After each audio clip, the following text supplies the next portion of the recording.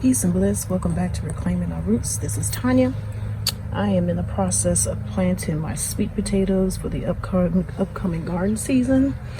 This year I'm doing something different. This year I'm going to plant my sweet potatoes in soil this year. In years past, I would start my sweet potatoes in mason jars with water with toothpicks inserted on the side. But this year I'm going to do something different.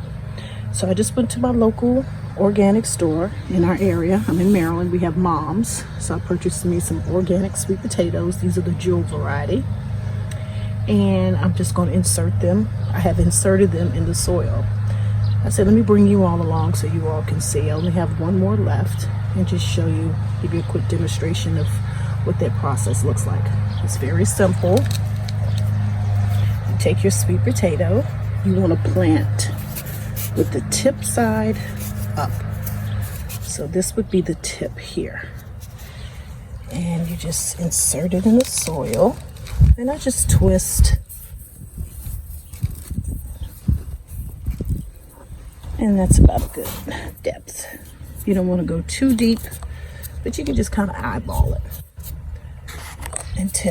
and see that you've reached the right amount of depth. You don't want to totally submerge it, because the point of this is you don't want to go too deep, is because you want to grow sweet potato slips.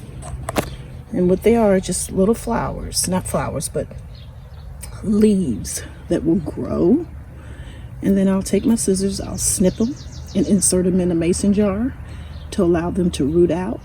And when it's time to transplant them into the garden, which is generally around May, it'll probably be later, the latter part of May this year, since I'm getting started late. Today is April 7th. So it'll probably take about a good, I don't know, probably about a good 3 to 4 weeks before I start to see any growth. And then, like I said, once they start to show leaves, I'll just clip them along the side and insert them in water and grow sweet potato slips. But this is another way, another alternative for growing sweet potatoes. You don't always have to use the water method, although I have tried it and was very successful with it. So I'm assuming I'll be just as successful with this method. So we shall see. So it's just what is this about? I think this is an 8-gallon. Yeah, this is an 8-gallon container. I drilled holes on the bottom. My handy drill here. Drilled holes on the bottom to allow the water to escape. And I'm going to water them in. And I'm going to take them indoors. You do not want to leave these outside. This is not the season for sweet potatoes to be outside. Sweet potatoes love heat.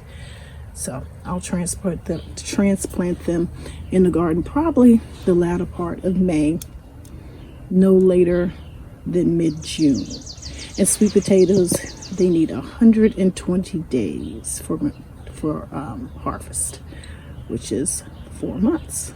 So I figure if I put them out in June, July, August, September, October, they'll be ready for harvest. And I can keep them in the containers. They'll sit in the containers in the fall, and I can just harvest them as I need them.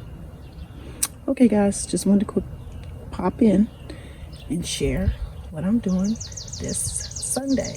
And as you can see, I have my work cut out for me. The other day I purchased some raspberry bushes and an elderberry bush.